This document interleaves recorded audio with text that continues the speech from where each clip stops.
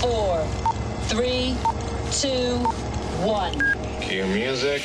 This is Movies First with Alex First. Collectively, the Ocean's heist films, directed by Steven Soderbergh and released between 2001 and 2007, collected $1.125 billion at the worldwide box office. They were based on the 1960 Rat Pack film Ocean's 11 that featured Peter Lawford, Frank Sinatra, Dean Martin, Sammy Davis Jr. and Joey Bishop. Now, like they did with Ghostbusters, Hollywood has made an all-female version. 5 years, 8 months, 12 days and counting. That's how long Debbie Ocean, Sandra Bullock, just released from prison, has been concocting the greatest heist of her storied career.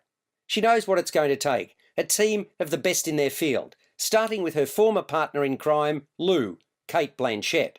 Together they recruit a crew of specialists: Jula Amita, Mindy Kaling, street con Constance, Aquafina, expert fence Tammy, Sarah Paulson, hacker Nineball, Rihanna, and fashion designer Rose Wheel, Helena Bonham Carter. The target is $150 million in diamonds, baubles that will adorn the neck of world-famous actress Daphne Kluger, Anne Hathaway, who'll be centre stage at the event of the year, the Met Gala. Their plan appears rock solid, but it will need to be flawless if the team is to get in and get away in plain sight. Ocean's 8 also stars Richard Armitage as Claude Becker, Kluger's unwitting date at the gala, and James Corden as John Frazier, an insurance investigator trying to put the pieces together. Gary Ross, who directed Seabiscuit, is at the helm from a screenplay he co-wrote with Olivia Milch. Steven Soderbergh receives a producing credit. You're listening to Movies First. For more, like us on Facebook and follow us on Twitter. Earlier, I referenced the Paul Feig-directed female version of Ghostbusters, which they mucked up. I'm afraid to say they've largely made a meal out of this all-girl version of Ocean's 2. In short, despite some engaging names and an array of talent, it's strangely flat for 2/3 of the movie.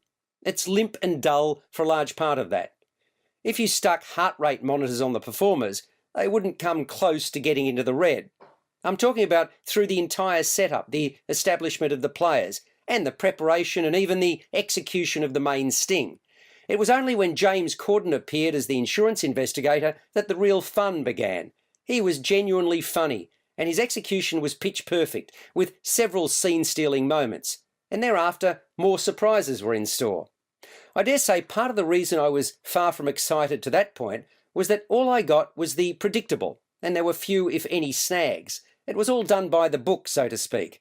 So while it's always dangerous to pick up a franchise so many years after its original success, the expectation is that you do not tarnish the legacy. The next comment is sexist, but I happen to believe it to be true.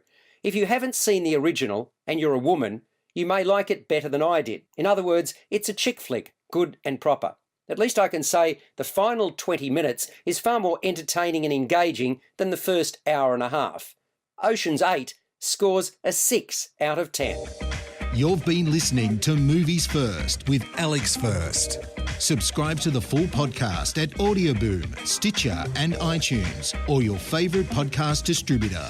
This has been another quality podcast production from Bytes.com.